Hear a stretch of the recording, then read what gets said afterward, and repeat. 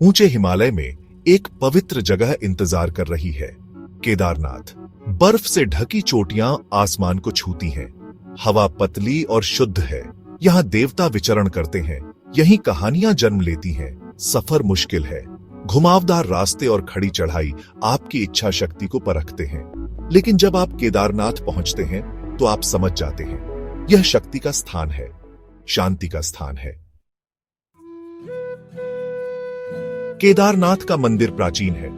यह शिव जी को समर्पित है। शिव शक्तिशाली देवता यहाँ केदार के रूप में पूजे जाते हैं। कहा जाता है कि शिव जी यहाँ छिपे थे। महाभारत के नायक पांडवों ने उनकी क्षमा मांगी। शिव जी एक बैल में बदल गए और दूसरे जानवरों के बीच छिप गए। लेकिन पांडव चतुर थे। भीम, सबसे बलवान पांडव, ने शिव जी को पहचान लिया। उसने बैल का कूबड़ पकड़ लिया। शिव जी उनकी भक्ति से प्रसन्न हुए। उन्होंने उन्हें क्षमा किया और आशीर्वाद दिया। पांडवों ने एक बड़ा युद्ध जीता था, लेकिन जीत की एक कीमत थी। उन्हें अपराध बोध हुआ। उन्होंने अपने ही रिश्तेदारों को मार डाला था। अपनी आत्मा को शुद्ध करने के लिए उन्हें शिव जी के आशीर्वाद की आवश्यकता थी। शिव जी ने उनकी परीक्षा ली। उन्होंने उन्हें खोज करवाई। उन्होंने उन्हें अपनी भक्ति साबित करने पर मजबूर किया। अंत में उन्होंने उन्हें क्षमा कर दिया। यह कहानी हमें याद दिलाती है कि देवता भी क्षमा कर सकते हैं। सबसे बड़े पाप भी धोए जा सकते हैं। केदारनाथ मंदिर एक अद्भुत नजारा है।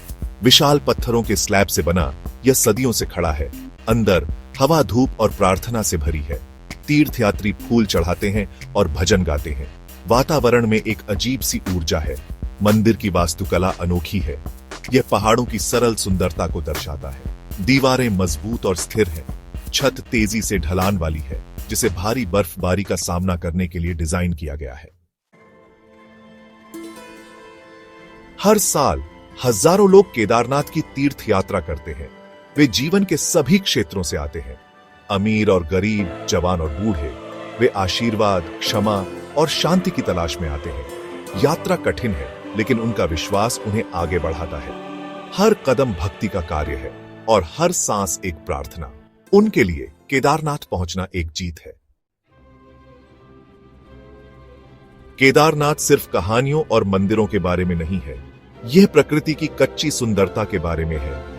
ऊंचे पहाड़, प्राचीन मंदाकिनी नदी, जंगली फूलों से ढके मैदान। हवा इतनी साफ, इतनी ताजा है, यह आत्मा को स्फूर्ति देती है।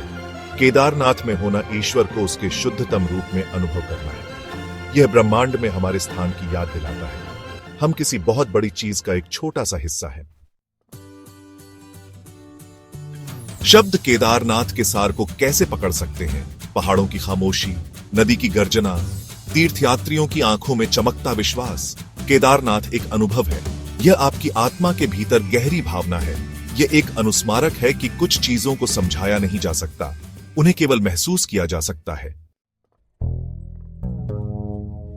केदारनाथ एक नाजुक पारिस्थितिकी तंत्र है।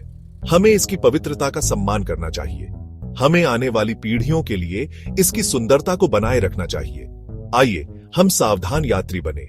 आइए अपनी उपस्थिति का कोई निशान न छोड़ें। आइए केदारनाथ की भावना को अपने भीतर रखें। आइए दयालु, करुणामयी और क्षमाशील बने। आइए हम अपना जीवन उद्देश्य और कृतज्ञता के साथ जिएं। केदारनाथ सभी के लिए एक व्यक्तिगत यात्रा है।